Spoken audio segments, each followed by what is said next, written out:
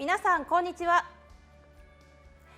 日本財団パラリンピックサポートセンターがプロジェクトパートナーイギリスパラリンピック委員会、メディアパートナー朝日新聞社とともにお送りするザ・イノベーション 2012LONDON to 2021TOKYO、ファシリテーターを務めます久下舞子です。よろしくお願いします。この番組は全4回のセッションを通してパラリンピックがもたらすソーシャルイノベーションへの可能性を大会、人、メディア、教育とさまざまな側面から紐解きながら、その先にある未来の社会について考えていきます。スポーツには人や社会を変える力があるとよく言われます。日本でも2013年9月に2020年東京パラリンピックの開催が決定して以来、ダイバーシティ&インクルージョンを推進する動きが加速してきました。パラスポーツを取り巻くポジティブな変化が見えてきた今、私たちはここで歩みを止めず、一人一人の違いを認めて、誰もが活躍できる社会を試行錯誤しながら前に進めていければと考えています。本日お送りするのはセッション3、ロンドンパラリンピックを成功に導いた至高のメディア戦略、固定観念を覆した革新的 CM とはです。現在はテレビや新聞などのマスメディアはもちろん、視聴者の皆さんも SNS などを通じて誰でも自由に情報や意見を発信できる時代です。今回は出演者の皆さんと90分間のトークセッションを通して、共生社会、ダイバーシティ&インクルージョン社会の実現した社会では、パラスポーツや障害をどのように語り発信すべきなのか、そのヒントを探っていきます。まずはこちらをご覧ください。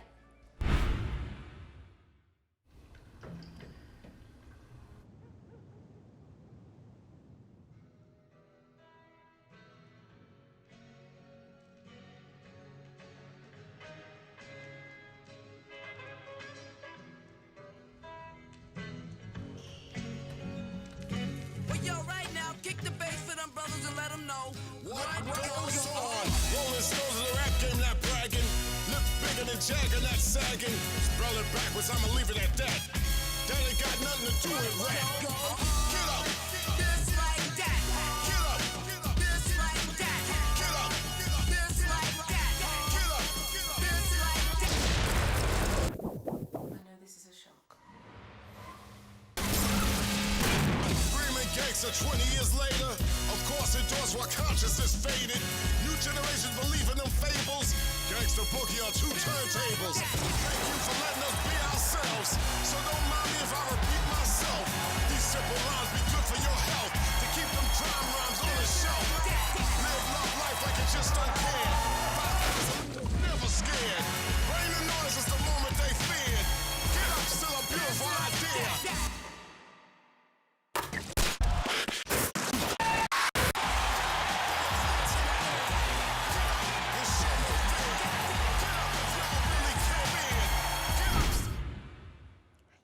こちらは2012年ロンドンパラリンピックでイギリス国内の放映権を獲得したテレビ局チャンネル4が制作した2012年ロンドンパラリンピックのキャンペーンムービーです。映像が始まると同時に何が始まったんだろうというワクワク感と選手たちのかっこよさ、それがギュッと詰まったようなムービーでしたよね。このキャンペーンムービーをはじめとした革新的なクリエイティブで、チャンネル4はロンドンの、イギリスの、そして世界の人々に大きな衝撃を与え、心を動かしました。ロンドンパラリンピック成功の立役者といえるほど大きな貢献をしたチャンネル4。このセッション3の前半は、当時最高マーケティング責任者 CMO を務めたダン・ブルックさんにお話を伺います。ダンさん、よろしくお願いします。Hi, good morning. Hi.Hello Tokyo, hello Maiko, welcome from London. よろしくお願いします。おはようございますということなんですが、今朝なんですね。Yes, it's morning in London today, but it's a lovely day, and I'm so excited to be here to talk about the Paralympic Games. I'm really sorry for everyone in Japan, the difficulties that you've had, but we can't wait to see what exciting things you're going to do with the Games. よろしくお願いいたします。私もパラスポーツを取材するにあたってミートザチャンネル4の先ほどの映像も拝見させていただきました。そのチャンネル4の方にお話を聞けるということでとても楽しみにしております。本当によろしくお願いいたします。Thank you. 前半ではダンサーに当時のお話を伺いながらチャンネル4はどこが革新的だったのか、そしてそれによって巻き起こったイギリスのダイバーシティ&インクルージョンに関する変化を紐解いていきます。まずチャンネル4なんですが、なぜロンドン大会においてオリンピックではなくあえてパラリンピックの放映権獲得をダンさん目指したんでしょうか。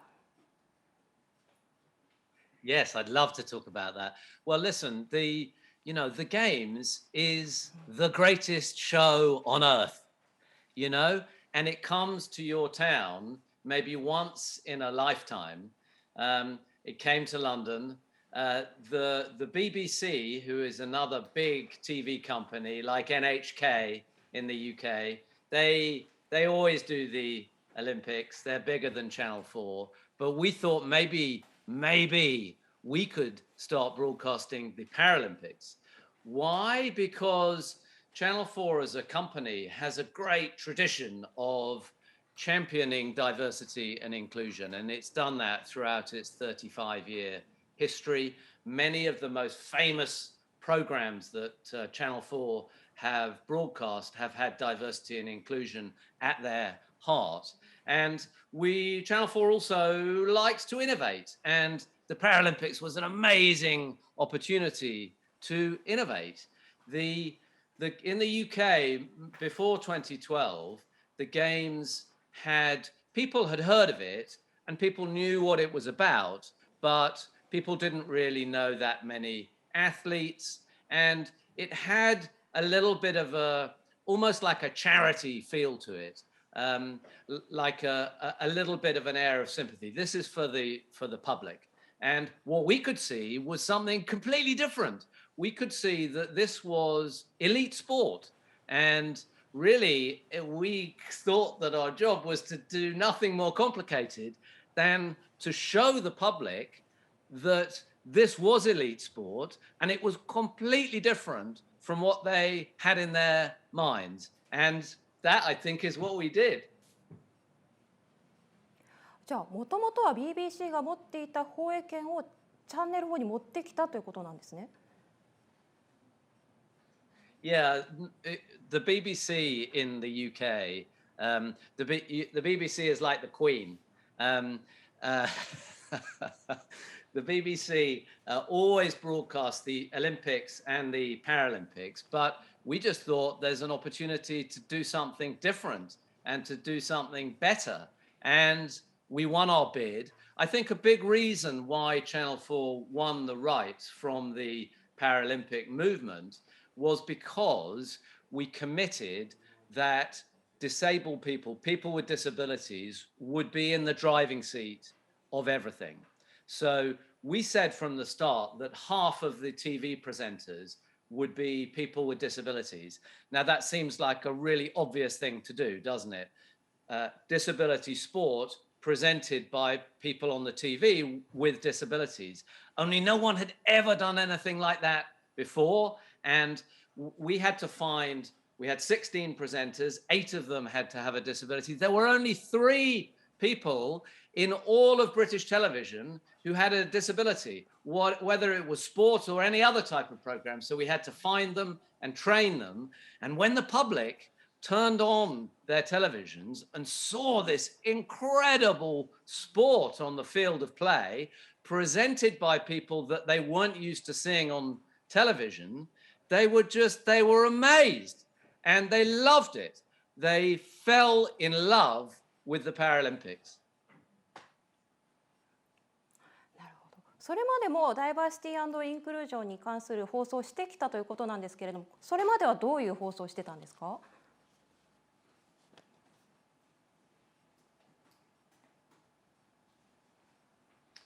Yeah, Channel 4 has always had a really deep tradition of championing people who are different. So the Oscar-winning film 12 Years a Slave, which was the first time that a movie, a black director in the history of the Oscars had won Best Director. It seems like an American film, but that was actually a film that was funded by Channel 4 and the filmmaker Steve McQueen. He made all of his previous films with Channel 4. And there's many examples in Channel 4's history where it has told stories about people or by people who don't normally get on the screen and we have had great success over the years with that. So we figured, well, maybe the Paralympics is the same. And here's the amazing thing, it was. じゃあパラリンピックがロンドンにやってくるということをチャンスにしたわけですね。ダンさん、パラリンピックをチャンネル4でやろうよと言ったときに社内ではどんな意見が出ましたか？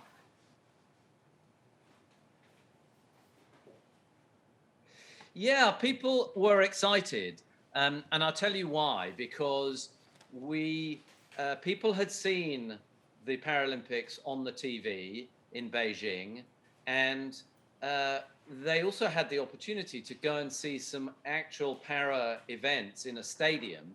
And what they could see was that the sport was just incredible, and the quality of the performance was elite sport, and people didn't realize this. And when people saw it, they thought, well, Paralympians, they are obviously performing at the same level. They train just as hard, and the level of the competition is really not that different from the Olympics. This is new. People don't know this. We need to show this, and we did, and we presented it all with presenters with people with disabilities, and this had never been done before. And when the British public turned on their TV screens, they saw something that they weren't expecting. They saw elite sport, and they saw people with disabilities, and they heard stories about people with disabilities that they had never had on their TVs before, and they loved it. They loved it.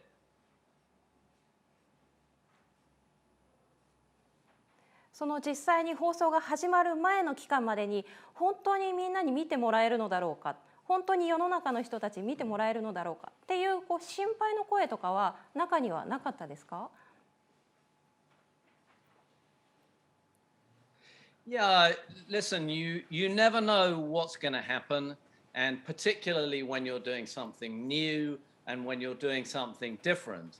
But, you know, the whole of the country and the whole of the world watches games. So we were just wanting to do our country proud. And I think that we achieved that. But most of all, we wanted to do the Paralympians proud. And we could see the extraordinary amount of effort that they were putting in to make the sport, the competition, the spectacle so incredible. And we wanted to honor that. We wanted to honor that, and we wanted to tell a story about people with disabilities that was honest and that was truthful. And, a lot of people before said, you'll never make that successful. But guess what? Channel 4 had some of the highest audiences in the company's 35-year history. It was incredible.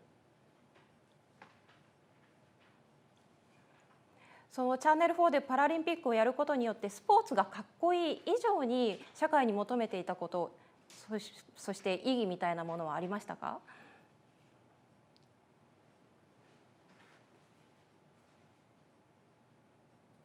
Well, look, people all over the world and people in the UK love sport, don't they?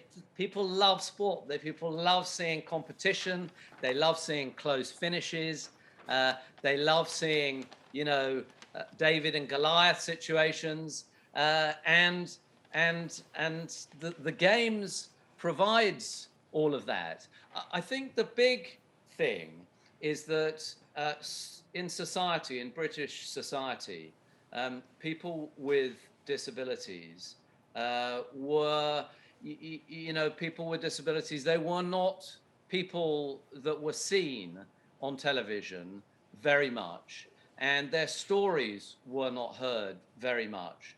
What we thought, though, was the people with disabilities are people. They're human beings, and they have stories and they have things about them that are in common with everybody else. They have maybe one thing about them, their disability, which might make them slightly different. But let's tell people about that. Let's tell people their stories and help the people in the country to understand better what it's like to have a disability.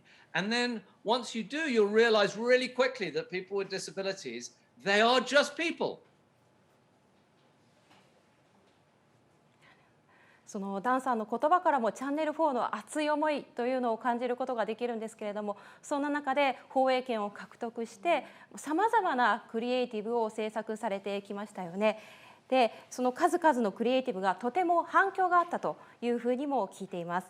で、具体的にどんなクリエイティブをどんな意図で作ったのか、ダンさんからお聞きしたいと思います。Yeah, we had a really simple mission, which was let's put people with disabilities in the driving seat. Okay, so we said half of the presenters would have a disability, and that seems really obvious, but no one had ever done that before. And so when athletes were finishing their race, they were being interviewed by someone with a disability, and that had never been seen before.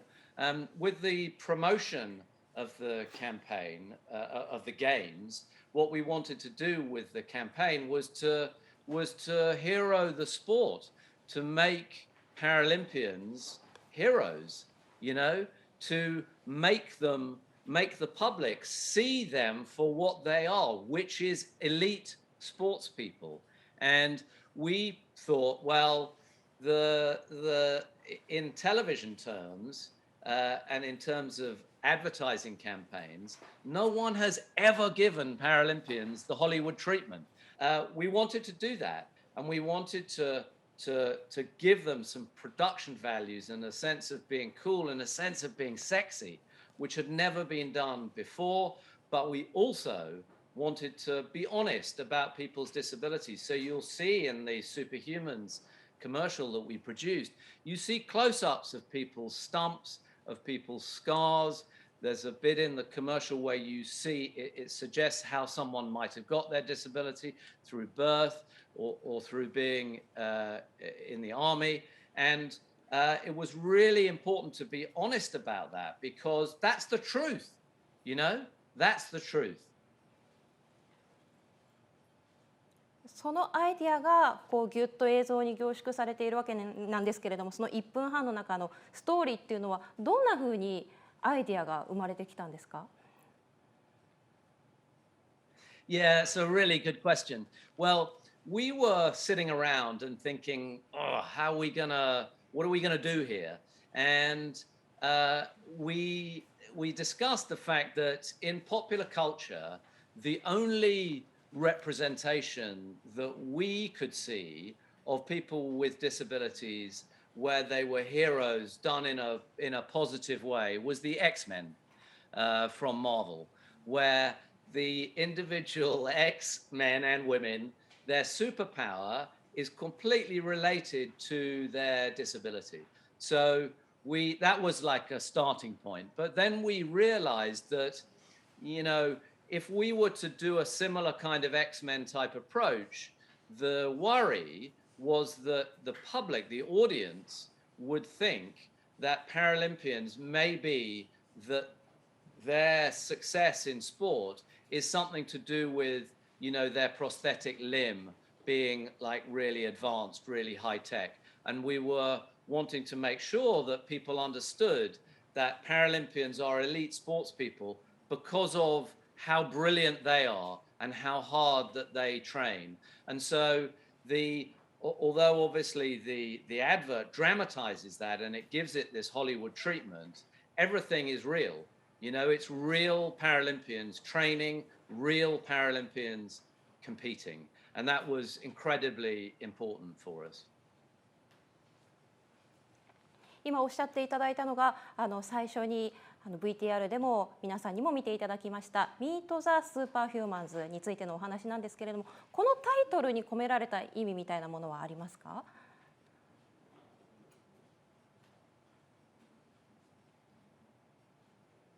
？Well, we were trying to, it was really about trying to get people and shake them and wake them up to the fact that Paralympians are elite sports people. They're not just humans, they're superhumans.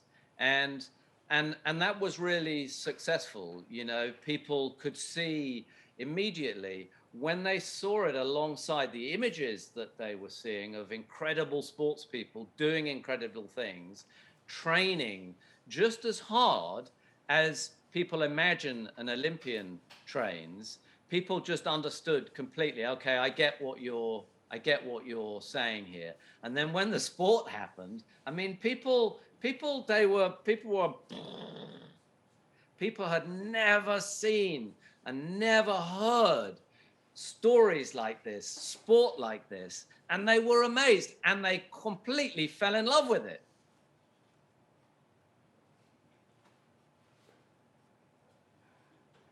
本当にスーパーなヒューマンだとおっしゃるように、私も見ていて、あ、スーパーマンのようだ、ヒーローだっていう風な印象を本当に心に深く受けました。もう一つクリエイティブの中で Thanks for the warm up というものがあります。こちらはどういう意味があるんでしょうか？ Well, look, these were they were posters, billboards that went up in London and across the UK just as the Olympic Games was finishing, and they were there for the 2 weeks between the Olympics finishing and the Paralympics beginning. And look, people in Britain, we like to think that we have a good sense of humor. That's one of the things that we think about ourselves. And, you know, we thought it was funny and it was cheeky. And one of the other things about British people is we love something called an underdog. So someone who it doesn't appear to be as powerful, you know, who ends up confounding your expectations. And this is what happened. You know, people saw those billboards and they smiled and they thought, okay, well, something's going to happen here. And guess what? Something really happened. なるほど。どうしても今までのオリンピック・パラリンピックでいうと、オリンピックの熱狂があってパラリンピックがその後にある。だけれどもここのメッセージにはオリンピックの熱狂、パラリンピックを温めてくれてありがとうっていう意味が込められてるんですね。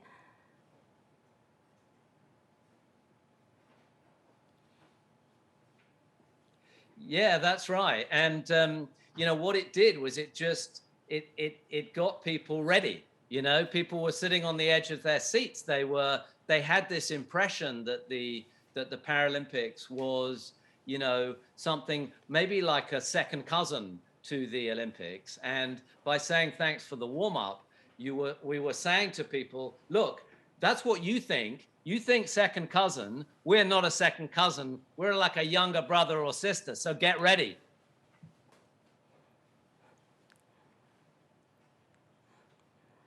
ここからは俺たちの出番だぞと、そういった意気込みを感じますね。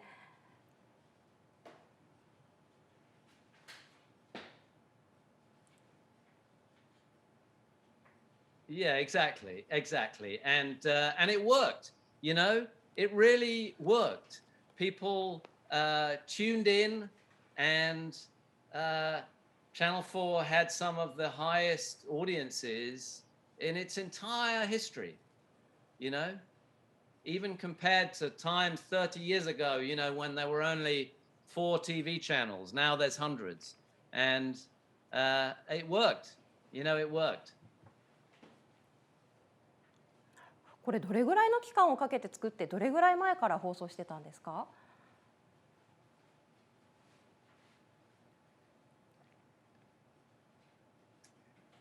Yeah, we actually, here's the thing.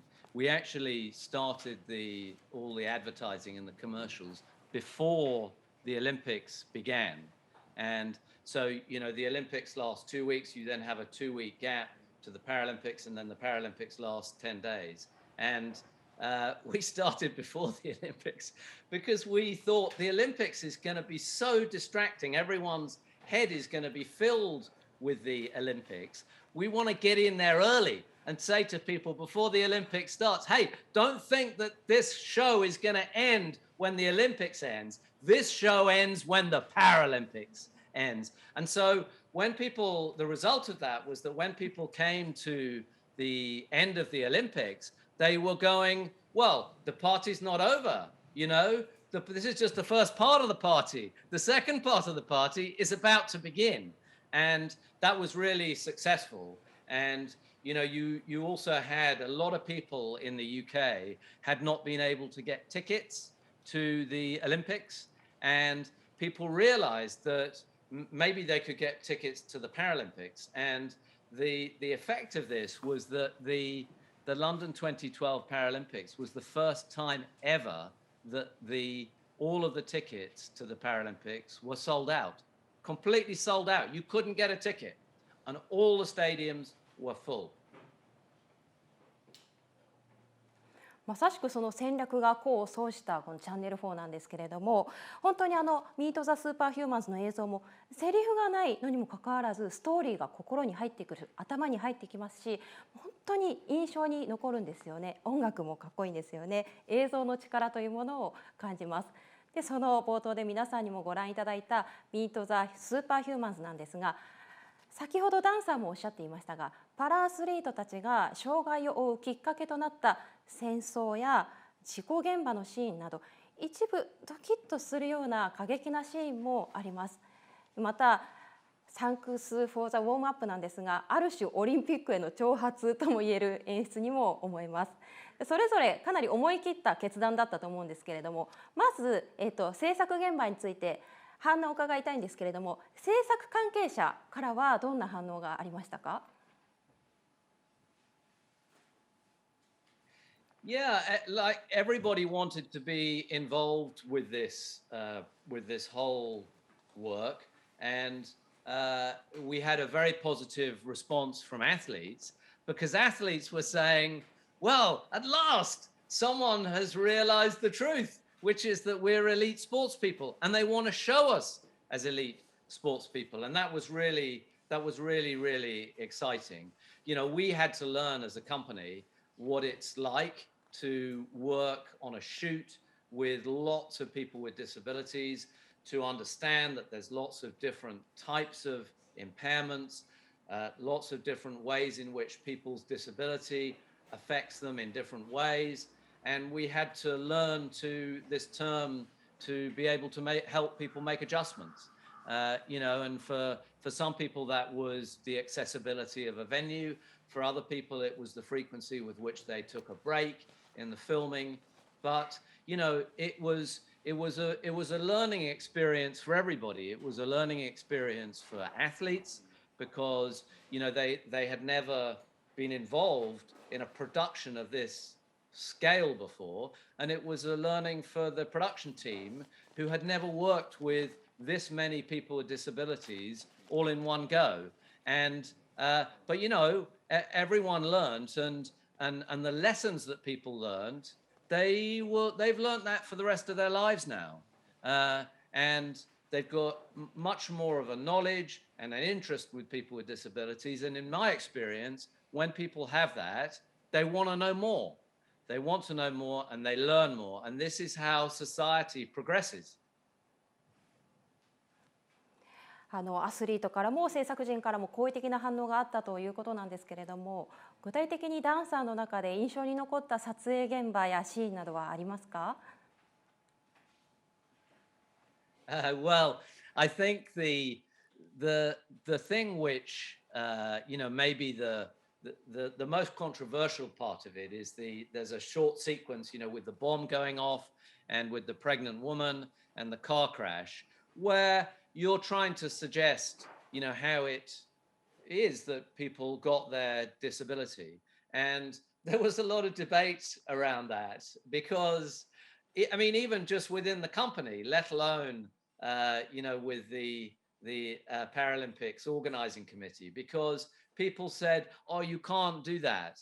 You can't do that. It will turn people off. They won't like it. And, we thought we have to be bold here. We have to take a risk. And we did. And you know what?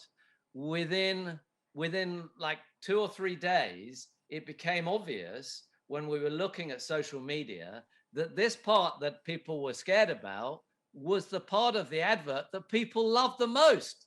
It was the bit which really got people sitting up and saying, wow, this is not something that we've seen before. And we haven't seen these athletes performing in this amazing way before. What's going on here? I want to know more. I want to tune in and find out what it's about. どうしてそのリスクを感じてまで挑戦的なシーンを撮るべきだっていうふうにダンさんはお考えになったんですか？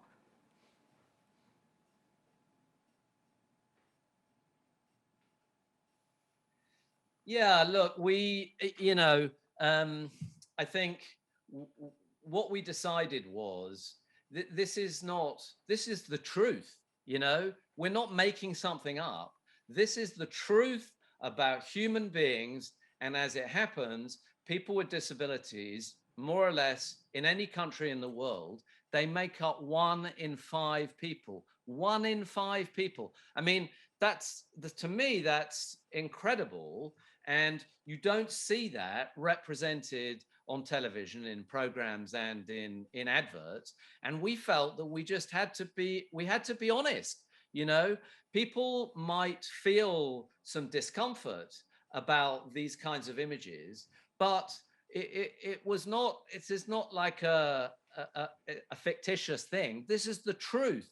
This is the truth about other human beings. And the sooner the world becomes better educated about that, the sooner the world will come an even better place in which to live for everybody.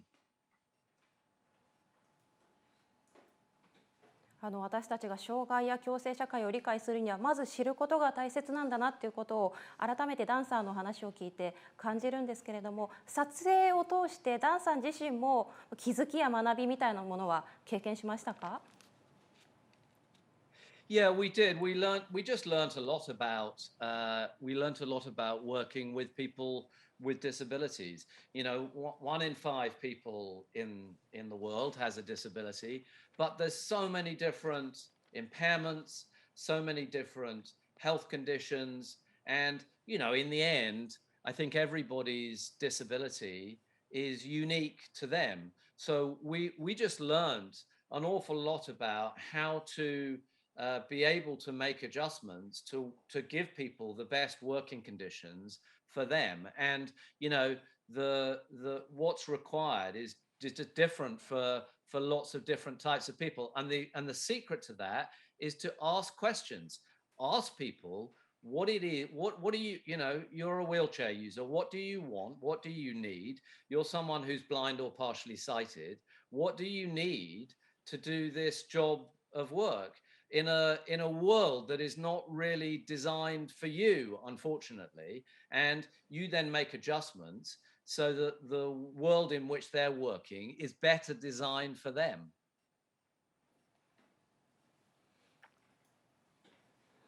ロンドンパラリンピック成功の裏でのチャンネル4の存在、そしてその熱い思いと挑戦する気持ちというのを感じることができました。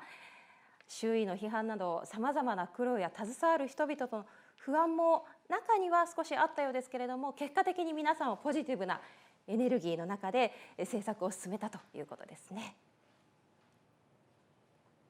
さあ、制作にまつわるお話を伺いましたけれども、実際にこれらのクリエイティブが世の中に出ていった後のお話についても進んでいきたいと思います。ダンさん、視聴者の皆さんからの反応はズバリどうでしたか？ Oh, the reaction from viewers was just it was just the most amazing experience that we've had in our lives, because people were not expecting what they got, and they loved it. They just loved it. You know, people's head, like the emoji, people's head just went,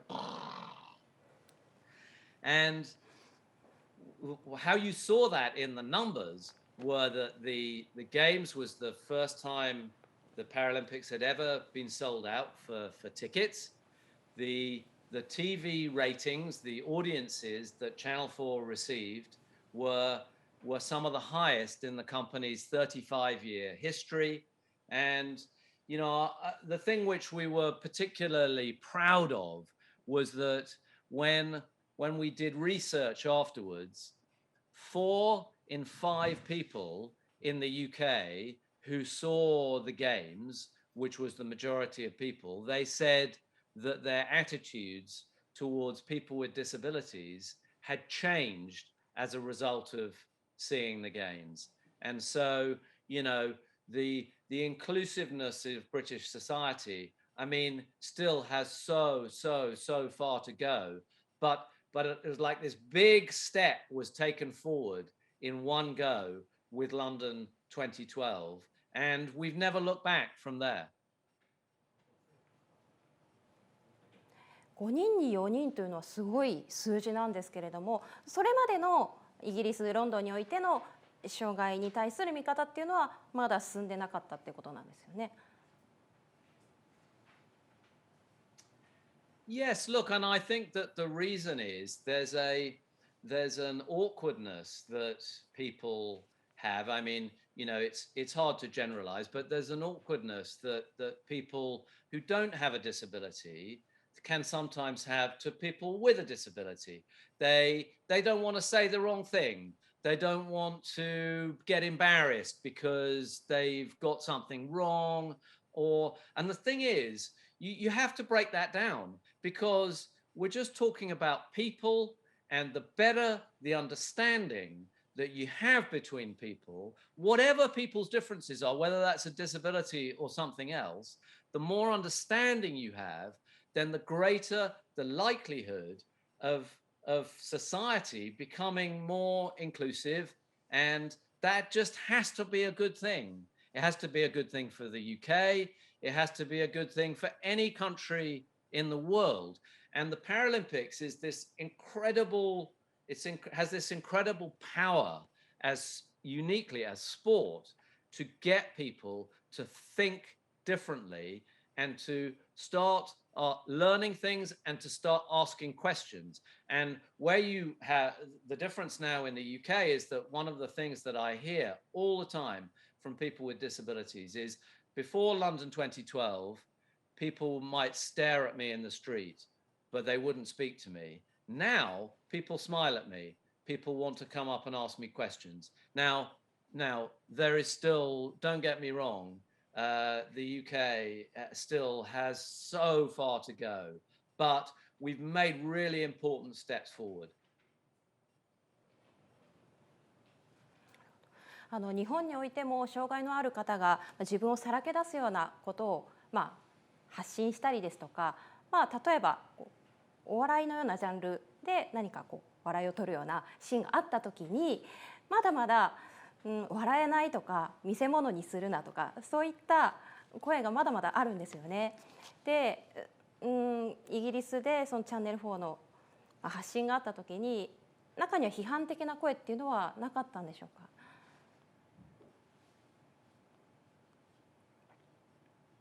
Well, listen, I would say, you know, to people who say, you know, you can't, comedy and disability don't go together, I would say, why? Why? You know, people with disabilities are just people. So you've got to have comedy, you've got to have drama, you've got to have sport, you've got to have everything. And you've got to have good and bad, because this is the nature of humanity. And, you know, okay, we've never seen that before, but we see comedy in other aspects of life. Why shouldn't you have it in disability? There's no reason. The only reason is that we haven't done it before. And that is not a good reason to stop doing anything. So we had a show, a highlights show that appeared every day after the games in the nighttime called The Last Leg. And we decided we were going to have it presented by comedians. And people said the same. They said, you can't do that. You can't make comedy out of disability. And we said, why not? And we did. And 2 of the 3 comedians had a disability and one of them didn't. And people loved this show. They absolutely loved it. And you know what? You know how I can tell that? Because now, 10 years later, The Last Leg is still a program on Channel 4. It's got nothing to do with the Paralympics. It's an entertainment comedy show that appears on Friday night that happens to be presented by 2 comedians who are disabled and one who is not, that started during the Paralympics. It's now nothing to do with the Paralympics. It's just an entertainment show and one of Channel 4's highest rating shows. And, you know, why not? Why not? 実際にやればいいじゃないか、やったことでパラリンピックの放送を通して意識調査、意識が変わったっていう数字も出てます。実際にチャンネル4に好意的な声っていうのは届きましたか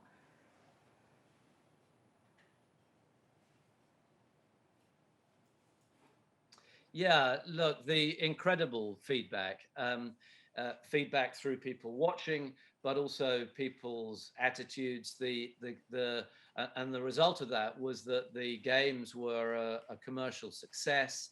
The effect for Channel 4 in terms of people, you know, tuning into other programs was really amazing. And you know what? Here's the other thing is that, and this is really important, I want to get this over. The 4 years later, when Channel 4 broadcast the Summer Games from Rio in Brazil, you know, people said, oh, well, you know, the TV audiences will be lower because it's not a home games, there's a 4-hour time difference. But get this, the TV ratings for young people for Channel 4 in Rio were higher. They were higher than for London. So this shows you that there's a progression here. This is not like a flash in the pan.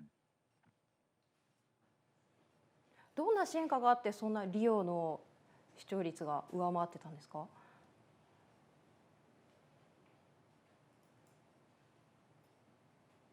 ？I think people just, you know, they remembered everything that they loved about London. You had, of course, had the Winter Paralympics 2 years after London, but winter sports aren't such a big thing in the UK. They are a thing, but they're not such a big thing. And, you know, people remembered how incredible London was. And, you know, look, I think it's no accident probably that it was younger people who were interested because, you know, I think younger people today in Britain are taught when they're at school about inclusion in a different way from when I was at school. And so they're more open, I think, younger people. I wish all people were just as open, but younger people were more open to the idea of people who are different and trying to understand that. All people were watching the Rio Games, but it was particularly interesting that for younger people it was higher, you know, and I think that will carry on going. しっかり心に刻んだことがロンドン1回きりだけではなくてその4年後もその先も関心を続けることができたということですね。さあこれまでの固定観念を覆すという大きなチャレンジなんですけれども結果的に今お話を聞いたように多くの人の心を動かすクリエイティブを生み出してチャンネル4はロンドン大会の成功に貢献しました。でなんとこのキャンペーンをきっかけにロンドンパラリンピックではイギリスの人口の3分の2以上であるおよそ4000万人がテレビでパラリンピックを観戦したんですね。でその前の大会2008年の北京パラリンピックの視聴者数と比較すると1日あたりのリーチで251% まで増加したというデータもあります。ダンさん、すごい数字ですよね。さあ、そしてここまでクリエイティブのお話を進めてきたんですけれども。It is an amazing number, and do you know what? I think I see no reason why the same should not happen in Japan. I see no reason. Why? Because we're simply talking about people. Human beings all over the world are the same and different from each other at the same time. And the UK is no different from Japan.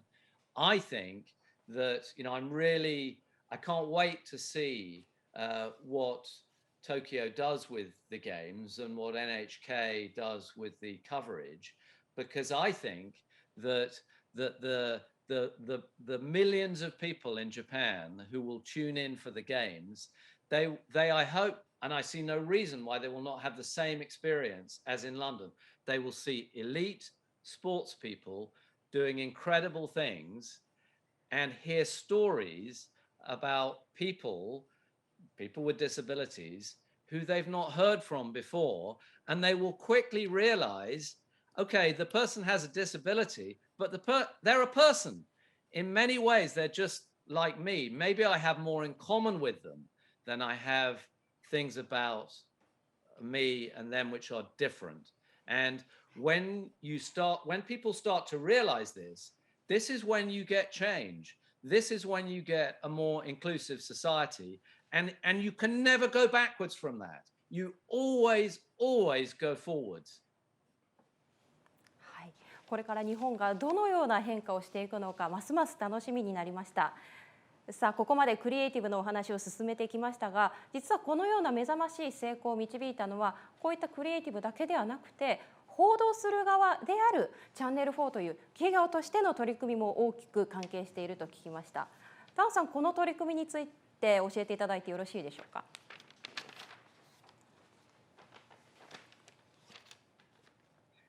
Yes, listen, I think there was an amazing legacy of the games for Channel 4. We had these 8 people with disabilities who were now trained as TV presenters, and more than half of them went on to do other things in television that were nothing to do with the Paralympics and nothing to do with sport.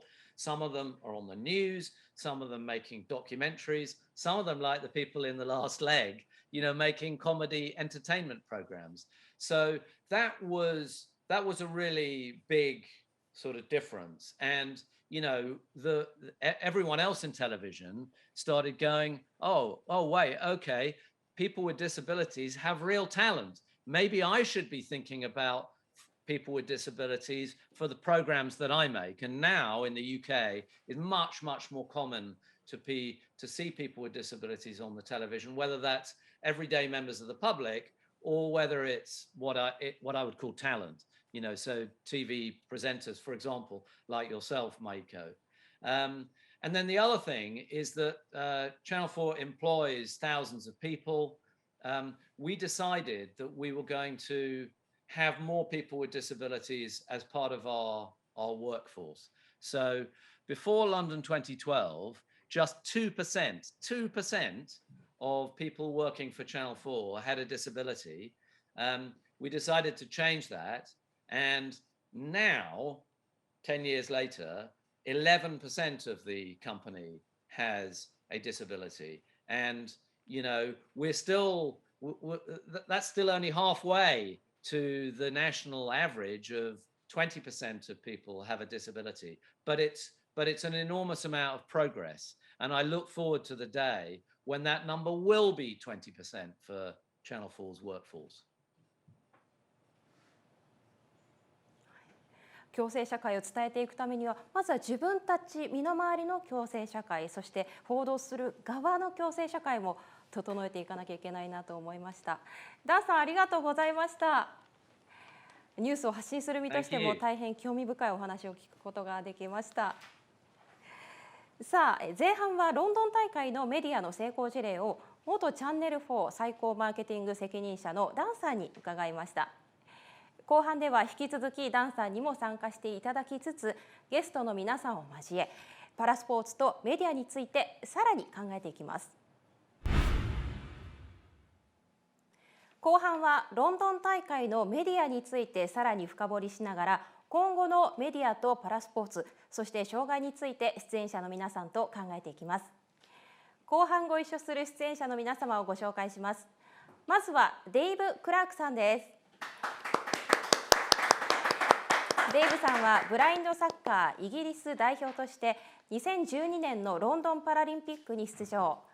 先ほどご覧いただいたミート・ザ・スーパーヒューマンズにメインキャストとして出演されていた元パラアスリートでいらっしゃいます。とても素敵な映像に出演されたご本人ということで、じっくり当時のお話を伺いたいと思いますが、デイブさん、よろしくお願いします。Hey, great to be with you all today. Thank you very much for the invitation, and really excited about the Tokyo Paralympic Games coming up, and really excited to talk to you about it today. よろしくお願いいたします。そして続いて紹介するのはパラ水泳の鈴木孝幸選手です。鈴木選手は2004年のアテネ大会から2016年のリオ大会まで4大会連続でパラリンピックに出場。東京パラリンピックにも内定されています。これまで金メダル1つ、銀メダル1つ、銅メダル3つを獲得している現在の日本のパラ水泳界を率いる選手の一人です。現在は大会に向けて一時帰国中ですが、2013年からイギリスをトレーニングの拠点にされているということで、ロンドン大会後のイギリスのダイバーシティ&インクルージョンの実情についても今日は伺えればと思います。鈴木選手、よろしくお願いします。よろしくお願いします。今回出演させていただけるのをすごく楽しみにしてました。髪型が変わりましたか？そうですね。はい。ちゃんとこの日のために昨日美容院行ってきました。ありがとうございます。パーマを。準備万端です。ありがとうございます。楽しみにしてくれていたということでよろしいですね。はい。この思いが髪の毛にも溢れてると思います。嬉しいです。今表現しているということですね。今日はたくさんお話を伺えることを楽しみにしています。さあ、そしてスタジオには南海キャンディーズの山里亮太さんにお越しいただきました。よろしくお願いいたします。どうもよろしくお願いします。皆さんよろしくお願いします。南海キャンディーズ山里亮太と申します。もう山里さんといえばさまざまなパラスポーツもご覧になってイベントもやって発信もされてきて、もう芸能界きってのパラスポーツファンということですよね。結構芸能界もいろんなパラスポーツ好きな人がいるんで、そこのトップにいるか分かりませんけども、本当いろいろ触れてでアスリートの方の凄さをどう表現したら一番いいんだろうと思った時に、本当にダンさんの言っているスーパーヒューマン、これだってしっくりきて、でその作った方と今日お話しできるってちょっと興奮してます。そうですよね、実際にいろいろ体験もされていると思うんですけど、スーパーヒューマンだなって感じますか？いや思います。本当にまず競技をすることでスーパーヒューマンだなと思うのと、あとその選手のお話を聞くことでさらにそれがスーパーヒューマンだなって思う。で本当に思うのが、僕たちメディアに出る人間としてこの凄さもう体験したり話を聞いたら分かるんだけど、その体験したり話を聞きたいっていうところまでどうやってみんなお連れできるか、そういうことを今日皆さんにお伺いできたらなと思います。はい、じゃあ今度山里さんも今日いろいろ疑問も出てくると思いますので、どんどんぶつけていただければと思います。皆さんよろしくお願いします。よろしくお願いします。そして前半に引き続き元チャンネル4の最高マーケティング責任者でミート・ザ・スーパーヒューマンズの生みの親でもありますダンさんに引き続きご出演いただきます。よろしくお願いします。Thank you. Hi again. よろしくお願いします。まずダンサーに見せていただいたロンドンパラリンピックのクリエイティブについて、出演者でありましたデイブさんのリアルなお声も伺いながら皆さんの感想を伺っていきたいと思います。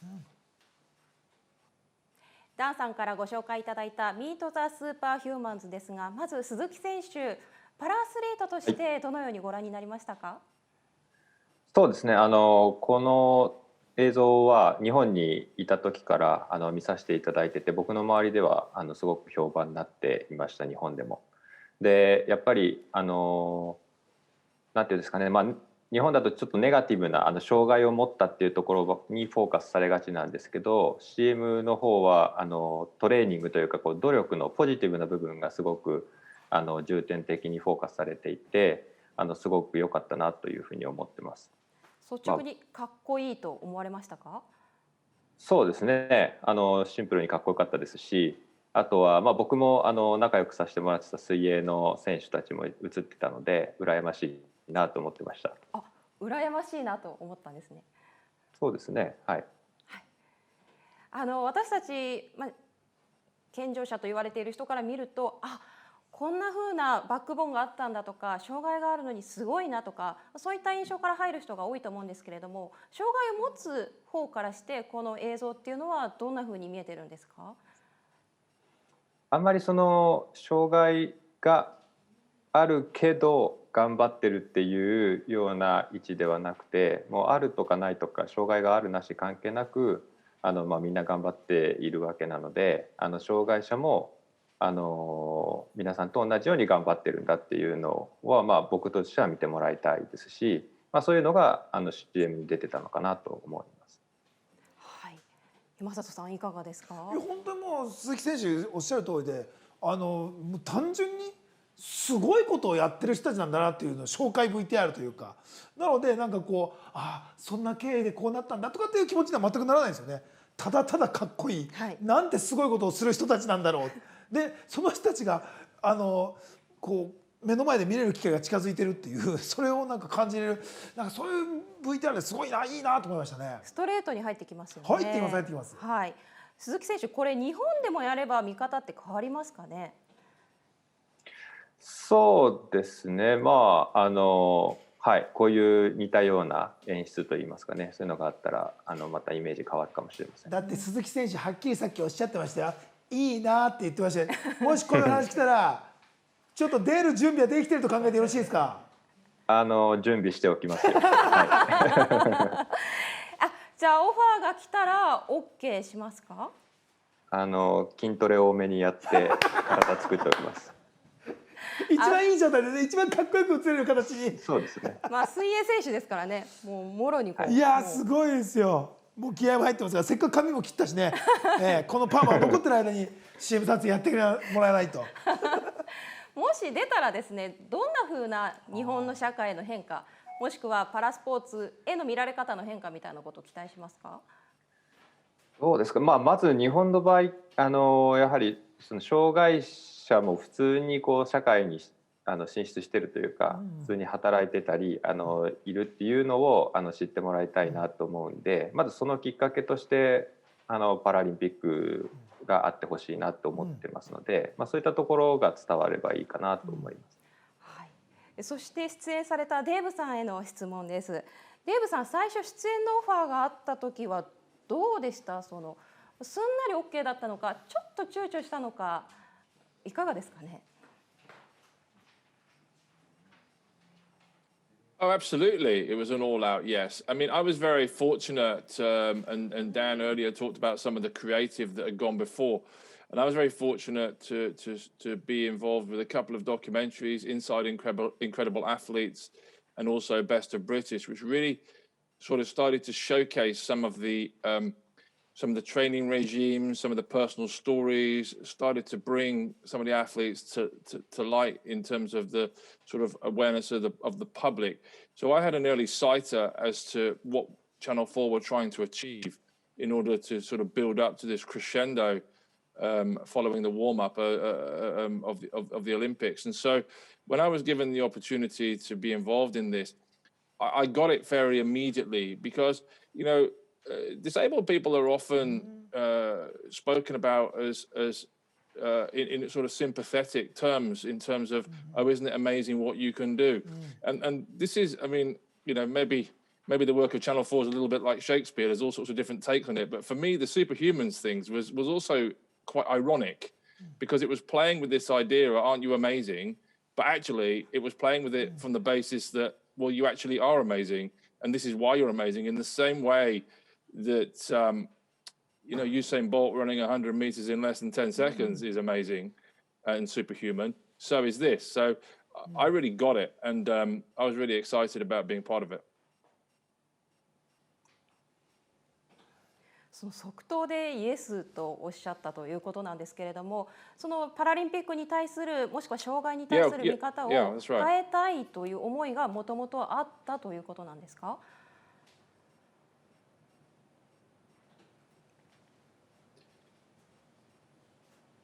I absolutely do want people to see disability in a different way.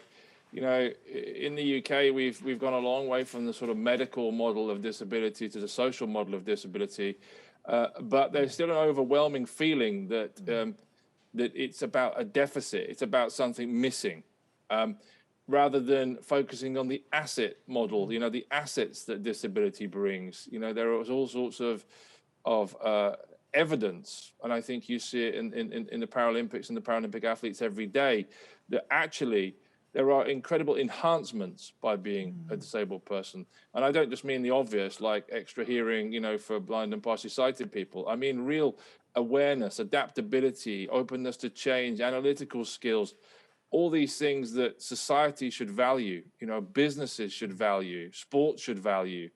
And so for me, I absolutely did want to change that dialogue. And I think in many ways, you know, we'd had legislation in the UK around disability discrimination back in the late 90s, but we hadn't, you know, really kind of made terrific progress in really important areas like employment, in like education, and social involvement. But I think for me, 2012 really shook the whole thing up in terms of getting people to understand that sport meant sport. And we moved through a sort of curve from sympathy to empathy to acceptance to engagement and fanaticism around Paralympic sport. And I think that was really important. その裏には挑戦的な、そして熱い思いのこもったCM の撮影があったわけなんですけれども、こういうストーリーで撮るよとダンさんに聞いたときにどうでしたか？ストーリーを聞いてびっくりしましたか？面白いなと思いましたか？これ大丈夫かなって思いました？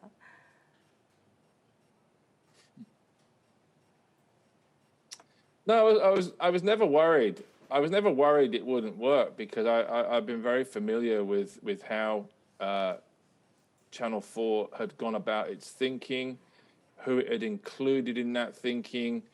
I think it was extremely authentic in terms of building the campaign and how that had been thought about and consulted on. And of course, there was always the risk that the public would misjudge this and it would be too subtle. If that doesn't sound a little bit odd around the way the advert turned out. But, you know, some of the messaging may have been misinterpreted, and there was always the risk of that. And there was always the risk that athletes don't particularly like being described as superhuman because, as I said, that can often be, you know, this kind of sympathetic kind of, oh, aren't you amazing, aren't you inspiring, just because you know, walk down the street and go about your life. So there was always a possibility of that, but it's the authenticity that came from my perspective, that and actually the power to shock, I think, was really important, and shock people out of their sympathetic tones and their and actually get them to understand that this is elite sport. You know, this is worthy of watching. And I suppose the final thing I would say about the commercial, which is really important for you as a broadcaster, is that it came with audio description. So as a blind person, I was actually able to know what was going on. So we had this wonderful music in the background, but I was actually able to understand the detail of what was happening on screen. ダンさんはデーブさんにオファーした立場ですけれども、撮影を通して印象的だったことってありますか？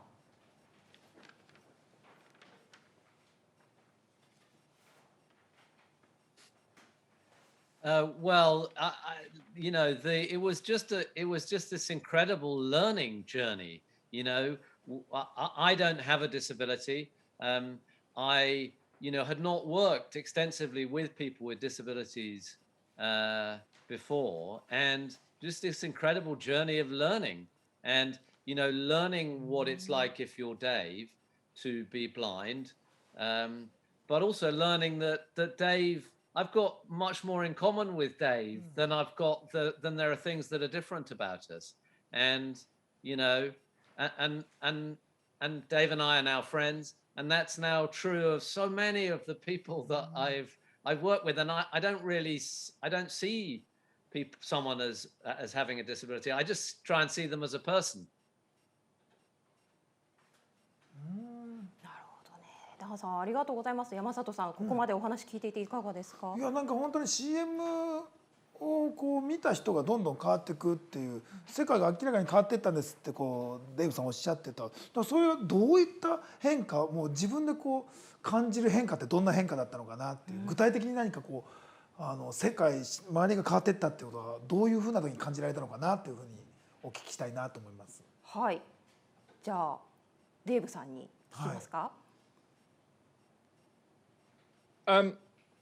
？Well, I will never forget being on the first day of the games, and we were all kind of wondering what would happen. And I was sat on my balcony, very nervous about playing the first game of football I had to play, but also quite nervous about what would happen. You know, would anybody turn up? I'm sure Dan was feeling similar things himself.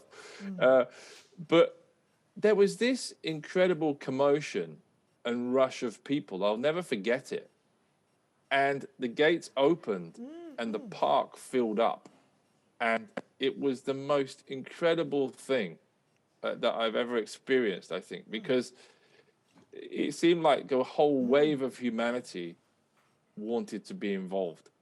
And it was families, it was just incredible. And looking back on that, you know, there was a huge program through schools, getting people playing Paralympic sports, getting them to meet the athletes, getting them to understand how it all worked out. And I think that played a huge part in it. And then that was hugely amplified by all of the work that Channel 4 did. And then when we arrived at the sport, I think that's when I really understood that this was being viewed probably in my lifetime for the first time for the sport, not for the spectacle of disabled people playing sport, but because it was sport. And the kind of conversations I had with people, you know, I scored a goal against Spain, and the amount of people who contacted me about that goal was amazing. And the different locations, they were watching it in schools, they were watching it in town centres, in parks, in offices, in pubs. People contacted me not only from all over the United Kingdom, but from all over the world where they saw this. And so that was the difference it brought then. I think as Dan alluded to, we still have a lot of work to do in wider society around employment, around education, around social involvement. But this proved that in the sporting arena, it could be done, and therefore, why not elsewhere?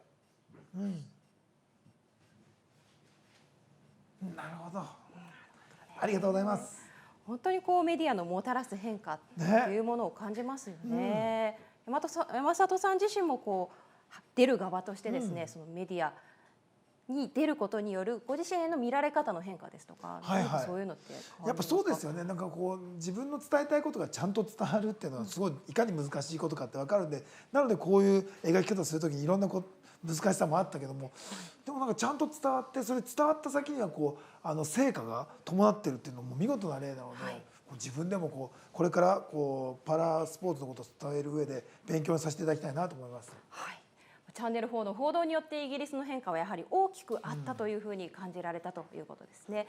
実際にチャンネル4のパラリンピック報道によって視聴者の 91% がパラアスリートが健常アスリートと同じくらい能力があると回答したそうです。でさらに視聴者の 64% がチャンネル4の報道により障害者に対してより好意的な印象を感じたという調査があります。さて鈴木選手なんですがイギリスを練習拠点とされています。イギリスでトレーニングする中でダイバーシティ&インクルージョンの観点でパラアスリートを取り巻く環境が日本と違うなと思うことはありますか？そうですね、僕が日本の大学に行ってたのがもう2008年とか、2005年か8年で、イギリスに移ってきたのが2013年なのでちょっとギャップがあることあるんですけども、イギリスの方の大学では障害があろうがなかろうが、同じトレーニング施設を使えて、同じトレーナーさんとかコーチとかに見てもらってました。で、僕も今も在籍してるので、見てもらってるんですけど、例えばトレーナーさんとかでも今までにそのパラリンピックの選手を見たことがない人、トレーナーさんでも正直に伝えてくれて、見たことないけども、これから一緒にやっていきましょうみたいな話をしてくれるんですね。なので見たことがないからごめんなさい見れませんじゃなくて、一緒にこう開拓していこうっていうようなすごく受け入れ体制があって、そういうところは嬉しかったなと思いました。その海外、あとは、はい、すいません、どうぞお願いします。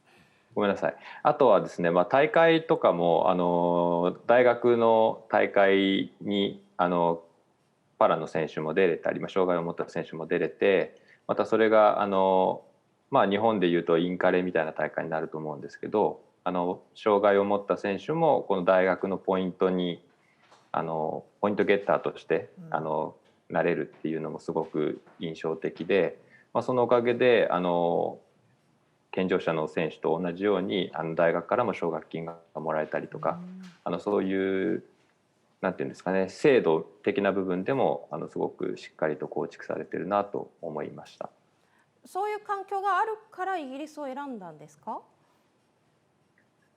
選んだ当初はそういうことも気づかずに、選んだんですけども、行ってみてすごくいいなというふうに思いまして、はい、そのままトレーニングを続けることにしました。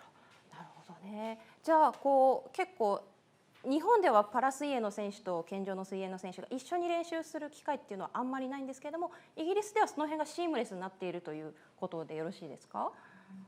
そうです。最近は日本の大学でも、パラ水泳でいうと障害の比較的軽い選手だと一緒にトレーニングができたりとか、同じプールで泳げたりっていうのがあるんですけども、私の場合ちょっと S4 っていうことでちょっと重度の部類に入る障害で健常者と同じスピードでは泳げないんですけれども、そういった選手もしっかりと受け入れてくれてるっていうのが、イギリスの大学の印象です。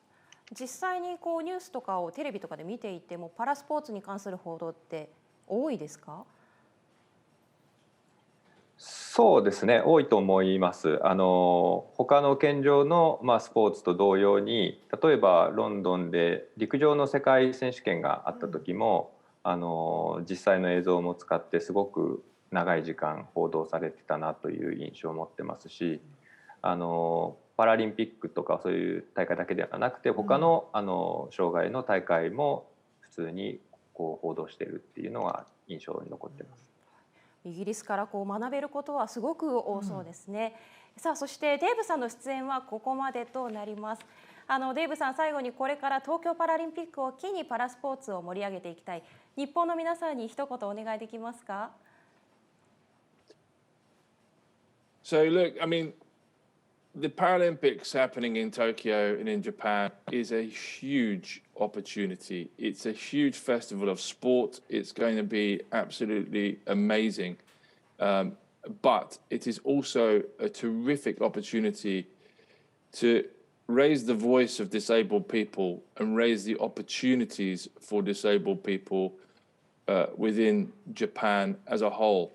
And I would encourage you to be really bold about this. I would encourage you to get the stories out there and emphasize the fact that people are people. We have so much more in common than we have that makes us different. And where that difference exists, it's not a problem for the disabled person, and it shouldn't be a problem for the able-bodied person. It's just different. You know, I went to a wonderful presentation by somebody who said it's better to be different because people remember you. You know, I'm a blind person. I have a 50-kilo German Shepherd guide dog. People don't forget me in a hurry. And it's a good thing. But hopefully one is remembered for the personal attributes that you have as opposed to a perceived negative difference. So for me, I would encourage you to be as bold as you can, treat sport like sport and treat people like people. And remember that disability is about difference, but it's not about deficit. You know, because somebody is disabled, they are able to adapt and change and actually in many ways create many more assets for themselves and society that go way beyond any perceived deficit. So I wish you all the luck in the world, and I am looking forward to a magnificent show towards the end of August this year. Thank you. ありがとうございます。デーブさん、貴重なお話ありがとうございました。クリエイティブが世界を変えていく可能性を感じられるとても力強いお話伺うことができました。山里さんもパラスポーツに関する発信をされてきたと思うんですけれども、例えば、イベントをやっていて目の前の人の変化があったですとか、何かこうメディアとしての可能性を感じたご経験っていうのはありますか？自分自身がまず考え方がいろいろ変わってくる、なんかこうでその考えとかがいかにいろんなことを間違って認識してたのかってことに気づけて、でこうその素晴らしさにどんどん引き込まれていくんですけど、でやっぱりその勘違いを生んじゃってるような発信をひょっとしたら自分がしてしまうかもしれないっていう怖さがあるんで、そうする時にこうどう注意すればいいのかなっていうのを気にしながら立ってはいますけどね。そこら辺はやっぱりこのダンさんにお伺いしたいのが、はい、このパラスポーツってものを届ける上でのこれは気をつけた方がいいとかっていうのを聞いておきたいんですよ。自分が伝える場にいる人間として。ダンさんいかがですか？Yeah, I think the important thing is to try and give people with disabilities as much of a voice as possible, whether that's athletes or former athletes, or just people involved in the media who have a disability, because there is nothing like hearing from the person who has the lived experience. And, you know, it's a complex world, disability. There's so many different types of disability, you know, one word, but many different types of disability. And for some people, their disability, you know, they feel it some of the time, they don't feel it all of the time. Sometimes it's more extreme, sometimes it's softer.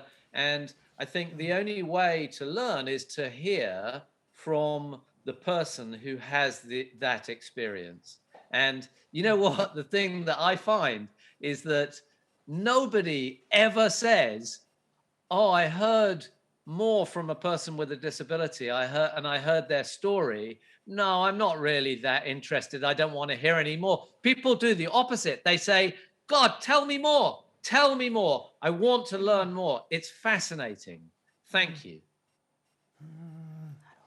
発信する側がまず知ることっていうのが大切かなと思うんですけれども、それをもって伝え続けていてもなんかこうまだまだ届かない、もっと届くんじゃないかみたいな不安を感じることがあるんですよ。そうね、実際そうですよね、本当に。だから今日本でもね、本当パラリンピックが近い状態でもっと伝わっててほしいな時はもう本当鈴木選手がどう思われてるのかなっていう、周り見てパラスポーツへの熱量とかっていうのは上がってきてると思うんですけど、どうですか体感的に。そうですね、僕今度の東京パラリンピックは5回目のパラリンピックになるんですけど、それまでのパラリンピックの前のこの日本の盛り上がり具合と比べても確かにパラリンピックの、今回のパラリンピックの盛り上がりは非常に高まってきているっていうのは感じますし、より多くの方に声をかけていただいたりとか見ていただいているっていうのはすごく感じます。ただそのロンドンパラリンピックの前と比べるとなんていうんですかね、まだこの障害者に慣れてないっていうか、そういうのはちょっと思うところはありますけど。そういった上でなんか鈴木選手的にこういう風な届け方してほしいみたいな、こういうとこ見たらみんなもっと理解が深まるのにとかっていうポイントって僕らになんかこれ言ってほしいな、これやってほしいなってあったりします？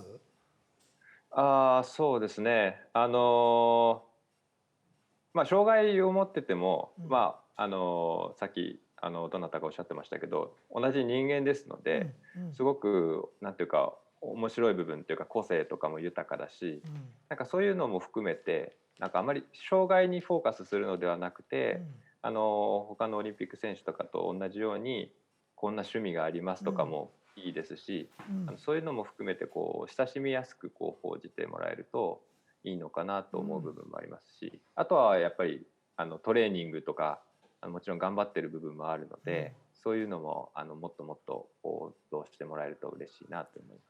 そうですね。でトレーニング方法とかも各選手によってもう全然違うんですよね。自分の持ってるこうその個性と言われるものに合わせて独自で開発したトレーニングとかだから、そのシーンって見るとうわすげえなって単純に楽しめますよね。そうですね。やっぱり僕もまあ片腕ないので、ちょっと器具を使ってバーベルを持ったりとかダンベルを持ったりとかっていうのもしますし、他の選手もいろんな工夫をして、なるべく健常者と同じようなトレーニングができるようにしてたりとかしてますので、そういうのもすごく興味深く見てもらえるんじゃないかなと思います。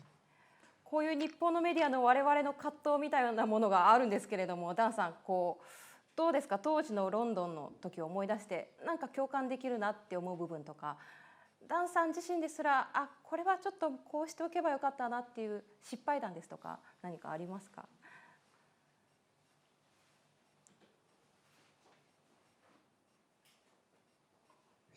Listen, I think the biggest thing I would say is the room always has people in it who says you can't do that, or people will be turned off by doing that.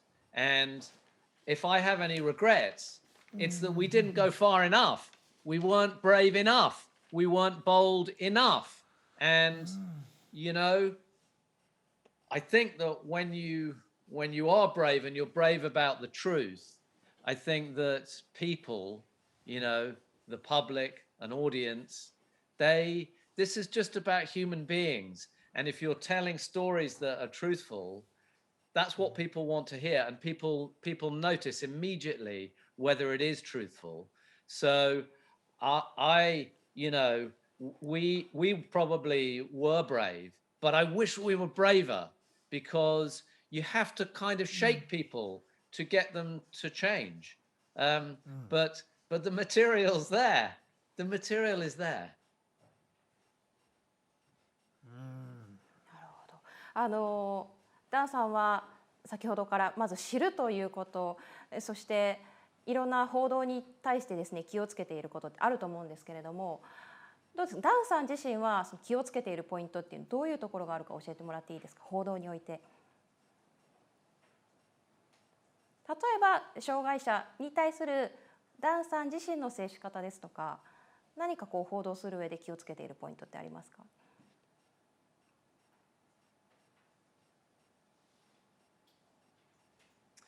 Well, there are always people saying, oh, you have an amputee. Don't show the fact that, they only have one leg. Don't put that on the screen. But the thing is, that's the truth of it. And you can see it when the swimmer is in the pool, like Takayaki Suzuki. So just celebrate it and just show it. And I think, because everybody's disability is different and unique to them, that one of the most important things you can do is just to ask questions of people with disabilities, of athletes, and get them to talk about it from their point of view. And that will break down barriers, that you thought could never be broken down. And they will get broken down, I think. だから今までにあった障害者はかわいそうという思い込みもそうだし、障害者はかっこいいという、像を作りすぎるのもだし、本当に真実を知って真実を伝えるってことが大事かなと思うんですけれども、お話を聞いたようにイギリスではですね、ロンドン大会のメディア報道によってパラスポーツや障害への発信も変わっていったということを伺ってきました。日本でも東京が開催地に決定してからパラスポーツの報道が盛り上がってきていると感じます。山里さん、こういった報道とか番組を見ていて、障害とかパラスポーツの発信方法ですとか、それを受け取る皆さんのダイバーシティ&インクルージョンの感じ方について何かこう変化、ポジティブな変化感じることってありますか？いや明確になんかすごい楽しい競技、また今まで知らなかったけどこんなすごい競技があったんだっていう、なんかこう新しい発見に喜んでる数の方が今多くなってきてる気がするんですけどね、はい、取り上げ方も本当に鈴木選手がおっしゃったような、こうこんな風にやってるんだよとかね、あと喋ったらこんなに楽しいんだよとかっていうのをこう人間のこう楽しさ、面白さみたいなのもこうちょっとずつですけど出すようになってきてはいるんじゃないかなとは思うんですよね。でなんかこんな面白いんだって言って、だから今回のパラリンピックだけじゃなくてその中で好きになった競技を今度はその国際大会であったりもう日本国内の大会であったりとかに足を運びたくなるような、はい、そのパラリンピックを機にそうなるように今まだもうちょっとこう積極的に、そしてこう具体的にもっとこうダンさん言うようにいろんなこう人の選手の話を見れたりしたらいいなと思いますね、話聞くと。だからパラリンピックが8年前にこう来るって決まった時も、そして今年開催されようとすることもですね、きっかけですよね。それだけがゴールじゃなくて、そうだからやっぱり意識変わると思うんで、はい、これだけの選手の方々の活躍を見ることで、だからそれでなんかこうスポーツっていうことじゃない障害ということに対する考え方とか、地域町の作り方とか変わってくる、そうなるんじゃないかなと。そうならなかったらそれは僕たちもうちょっと頑張らなきゃってなると思うんで、はい、そうですね、はい。で、本日、そうですね、本日はロンドンの成功事例をたっぷりとお話しいただいて、私たちが引き継いでいきたいレガシーをですね、はい、たくさん学ばせていただきました。レガシーとは物理的、精神的な遺産功績。パラリンピックにおいてはその開催によって生まれた持続的でポジティブな影響を指します。バリアフリーの整備、社会全体のダイバーシティ&インクルージョンの推進など、こういったものが本当レガシーがロンドンにはたくさん残っているということになります。さあ、そしてダンさん、最後に日本のメディア、そして今や発信する側でもある視聴者の皆さんに向けてメッセージをいただけますか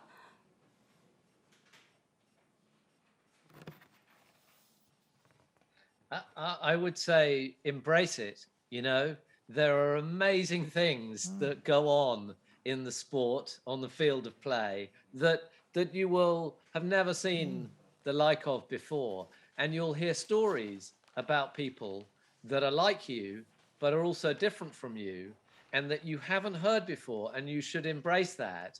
And there's always this fear somehow that it will be a turn off to people, and we have found the opposite to be the true. People find the stories so unbelievably fascinating. They want to hear more, and as a result, your society changes and the world changes. And this is the great power that the Paralympics has. はい、ありがとうございます。本当にこうロンドンが史上最大の成功を収めたパラリンピックと言われていますけれども、その成功の裏にあったメディアの力というものを感じましたし、そのメディアによって伝えてもアスリートも見る人も、みんなのポジティブな変化があったということも感じることができました。ダンさん、本当にたくさんのお話ありがとうございました。ありがとうございました。Thank you. Thank you very much. ありがとうございました。 Good luck. Good luck. You have all of our good wishes. さて、ザ・イノベーションセッション3、ロンドンパラリンピックを成功に導いた至高のメディア戦略、固定観念を覆した革新的 CM とは、まもなく終了のお時間となります。盛りだくさんの内容でしたけれども、山里さんいかがでしたか？いや本当にまたさらに好きになりましたね。だからもう言葉で僕そうだと思ったのが、鈴木選手もおっしゃってたその違いっていうのはもう武器であって、だからそのすごいいろいろな武器が見れる、でその武器を駆使して戦う姿、そのかっこよさとかを見れる機会が近づいているっていうのをワクワクするんで、それをどうやってうまくみんなにこんなすごいこう戦い方する人たちがいるんだよっていうふうに伝えられるか、自分もこう今日勉強させてもらったことを踏まえてね頑張っていきたいなっていうのと、あとは本当に鈴木選手がね CM に出れることを期待してねミート・ザ・スーパーヒューマンズ日本版ですね。そうだってこうやってここだってね、だって鈴木選手ももう直前ですけどちょっとそこら辺のなんか意気込みじゃないけど、ちょっとせっかくここで話してるからなんか自信はもちろんあるでしょうけど、なんかこうちょっと一言聞けたらなっていうのが大会に向けて。そうですね、鈴木選手いかがですか？はい、つい先日選考会があってそこで内定をいただいたんですけども、その時もすごくいいタイムで泳げましたし、今のところトレーニングも順調にできていると思ってますので、このまま本番でもいいタイムを出して表彰台にも上っていきたいなと思いますし、今も金メダル目指して頑張ってますので、はい、そこを目指していきたいなと思います。楽しみだな。頑張ってください、鈴木選手。ありがとうございます。頑張ってください。そして山里さん、今日のこの時間の中でも変化、ご自身の中での変化っていうのがありましたよね。ありましたね。なんかちょっと自分の中でこれを気をつけなきゃなと思ったのが、やっぱ僕はアスリートの方にパラアスリートの方に会うとすごいね、みんなすごいかっこいいんですよ。話聞いててこれだからできないとかじゃなくて、これの自分がどうやったら何ができるんだろうって話をすごくしてくれてて、心からリスペクトしちゃってて、だからすぐね、本当にかっこいい人たちなんだって説明したんですけど、そのかっこいいっていうなんか特別って見せ方もちょっとちゃんと気をつけなきゃなっていう、もう同じ人間としてすごいことやってる人っていう、そういうなんかちょっと落ち着きも手にしなきゃなって今日皆さんの話聞いて思いました。そうですね、本当にありのままを知る、そしてそれを伝えるっていうことの大切さっていうのを感じました。いや、皆さんに教えてもらいました。本当ありがとうございます。皆さん本当にありがとうございます。今回はロンドン大会でのチャンネル4の成功からメディアが世界を変える可能性、そしてパラスポーツや障害の発信のこれからについて皆さんと話し合ってまいりました。日本でも東京大会をきっかけにさらにメディアのパラスポーツや障害についての発信が変化している最中です。そして SNS で個人も発信できる時代、視聴者の皆さんもどんな発信をするべきかぜひ考えてみてください。皆さんの力がパラスポーツによるダイバーシティ&インクルージョン社会の実現を大きく後押しするかもしれません。全4回にわたるザ・イノベーション、次回は最後の配信となります。またお目にかかりましょう。それでは皆さんご視聴いただきありがとうございました。